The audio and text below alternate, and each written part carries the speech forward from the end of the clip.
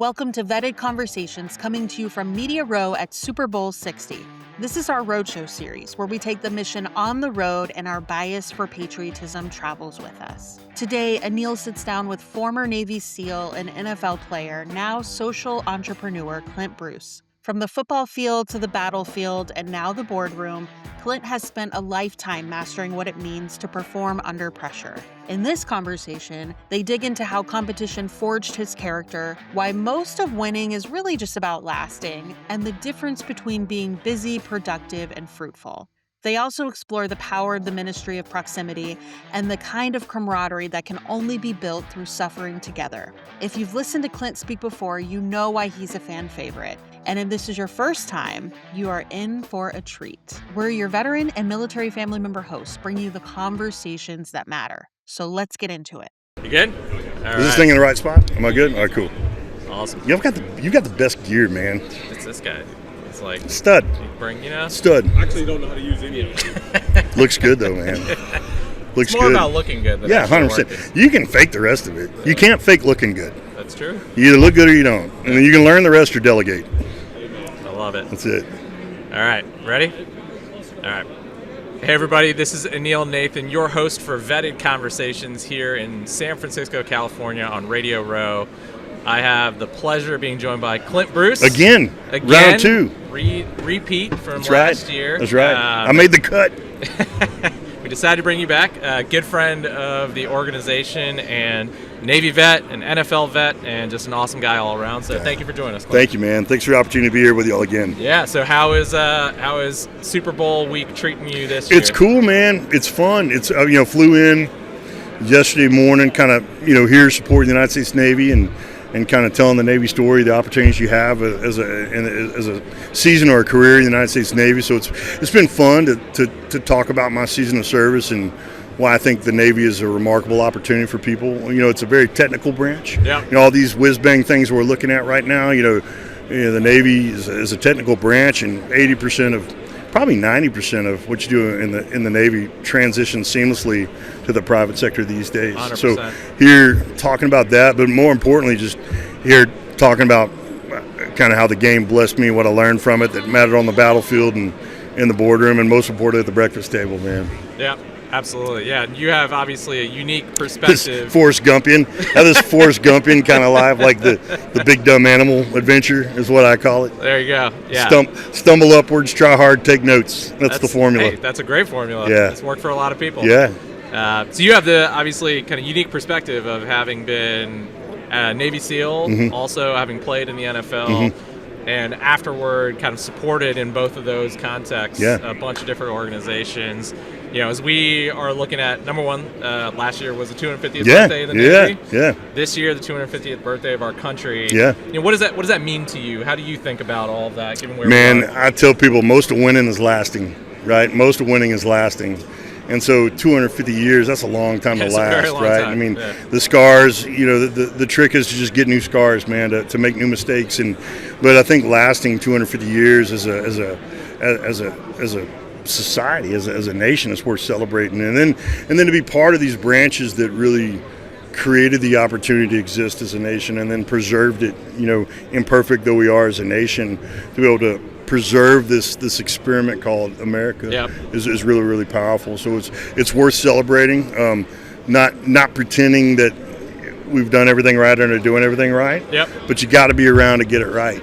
And so there's something about lasting that's worth celebrating. Yeah, I think that's a perfect message, and I love the reference to the American experiment, right? Yeah, that's what it is. I mean, there's so much about what we are trying to do. That's what I love, is what we're trying to be at any given point, right? Like not what we are at any static point in time. We are deeply flawed, just like any other group of people are, but it's who we're trying to be. Yep. And the fruit that comes from this friction, this elegant friction when we do it well, produces a better nation. Yeah, and what's more American in a lot of ways than where we are sitting right now? Yeah. You wearing Navy gear, us being vets, sitting in the kind of heart of football. Well, and I think that's what makes sports so amazing. I mean, sports is a unifier. Like, you want to see an apolitical environment, go to a football game. Yeah. Like, there's people that in a family that won't agree about anything except for the Bears.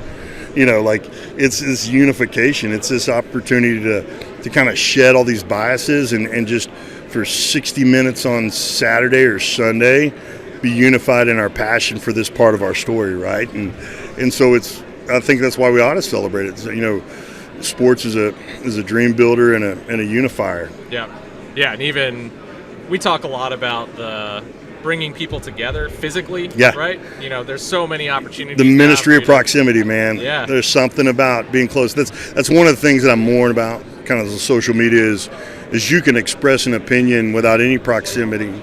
And there's a lot of courage that comes from not being in a room when you say something to somebody. Sure. And there's a lot of civility that falls away. That if you're close to each other, you just wouldn't say that, right? And so the ministry of proximity and the power of gathering is really, really important. Yeah, and football, sports in general, whether that's in a living room watching the game around a TV, whether that's going to the stadium, being surrounded by 80,000 other fans. I mean, what better than that? I mean, you look at Indiana over this last year, like it was so fun to watch Indiana playing the national championship. Then you see this basketball arena that was typically the identity of Indiana, and you see everybody there, and you see all these other things. Like, what a unifier that is, right? And Indiana's got obviously an amazing story, but one of the things I think that was really powerful about the Indiana story is, Signetti really embodied the precision by which the military proves itself. I mean, the military has a next man up mentality. The military says you got to love the process. These are things that we've learned in our military experiences that team certainly embodied. Yeah, and how incredible to turn around that program. It's like you couldn't. I've never seen anything like it. Yeah, and I think there's a lot of.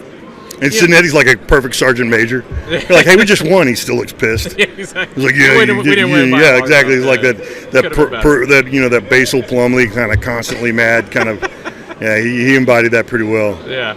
Well, and I think, even translating to thinking about this game, right, with the Seahawks and the Patriots. Yeah. I mean, how incredible, number one, two teams who preseason nobody was imagining would be in the Super Bowl. Then you've got a guy like Sam Darnold. Yeah. All the kind of hardship and challenges he's gone through in his career to now be leading his team in the Super Bowl. I mean, it's an incredible story. Yeah. Grandson of the Marlboro Man. I mean, it's inevitable. It's going to happen. Right. I didn't know that. Is that true? Yeah. Wow. I think it's true. I read it somewhere. But his grandpa's a Marlboro Man. Like, you got to have some – you got to be weathered. Yeah, that's some But you see him and, Vrabel, what Vrabel's been able to do as a player and a coach and just the way he – it's this is what I love. It's like when you see – the NFL is built to be a 500 kind of ecosystem. So rarely is talent going to be the reason someone makes it here. Right. The reason someone's going to make it here is because of kind of the human machine of getting 53 guys to care about the mission more than themselves, right? And that's what we love about the military. The military beats the you out of you, and now you're useful. No one does it better than the Marine Corps. It beats the you out of you, and now you're useful. And then strategy and process, like that's how people get here is they last. Yeah. So it's fun to have seen that played out. Yeah, so many parallels, so many opportunities to kind of draw the connection between football and kind of the military and veteran experience. So. The ball field and the battlefield are similar maps, man. They're very simple.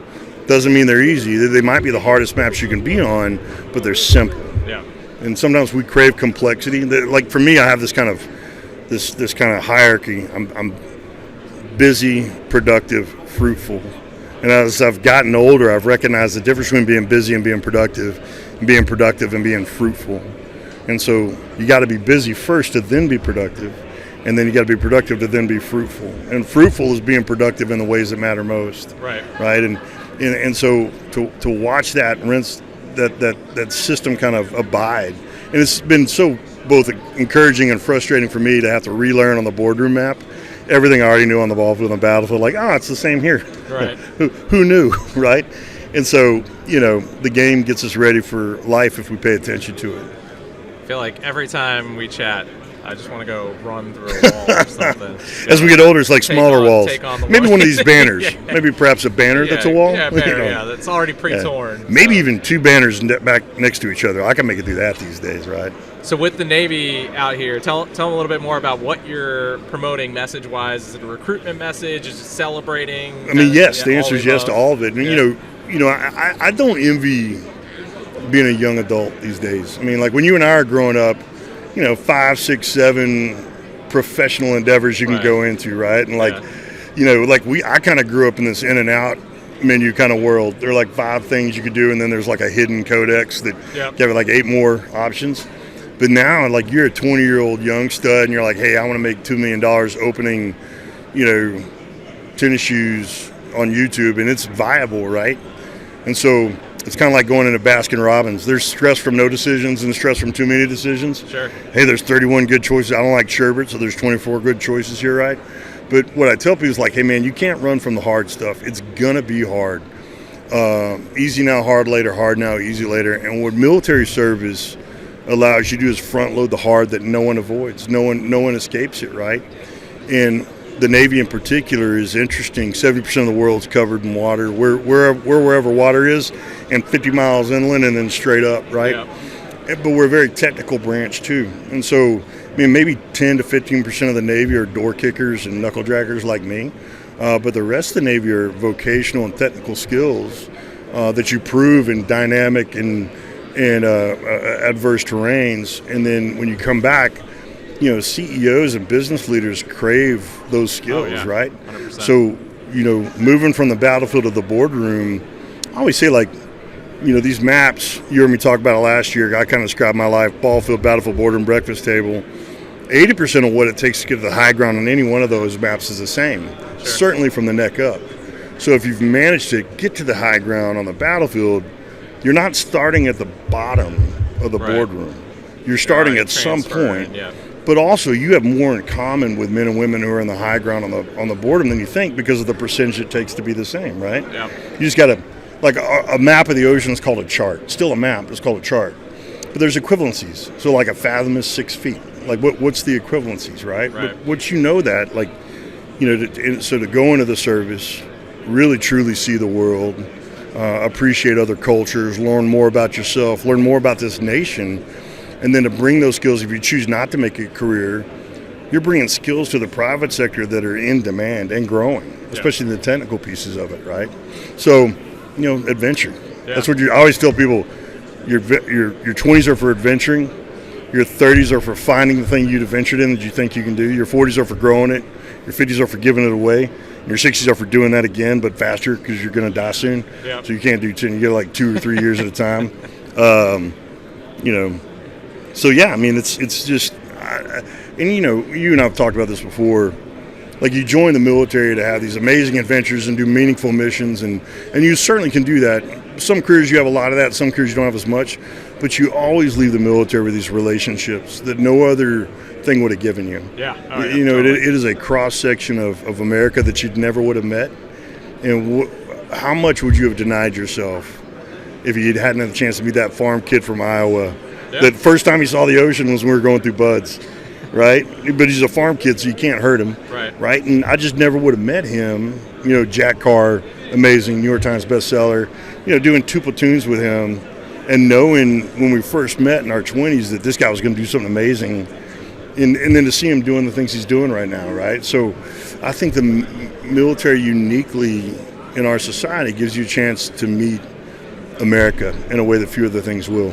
Yeah, and it feels almost increasingly important that we have the next generation, not just to be... It's hard to hate someone when you know them. Right, exactly. And, Yeah. and it's not just about... Obviously, we need people to serve, and we need people to protect our country, but everything you just mentioned, the experiences, the connections you make...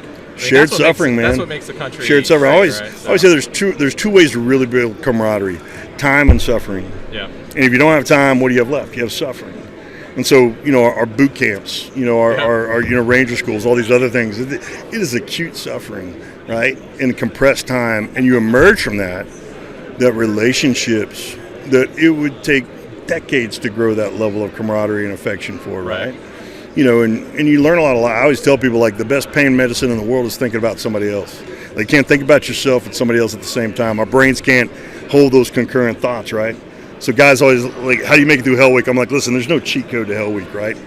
But a way to make it through Hell Week is at the point of your greatest misery, you look around, you find someone who's more miserable than you, you point at them and you laugh, and in 5 minutes they're going to be laughing at you, and in 5 days you're done.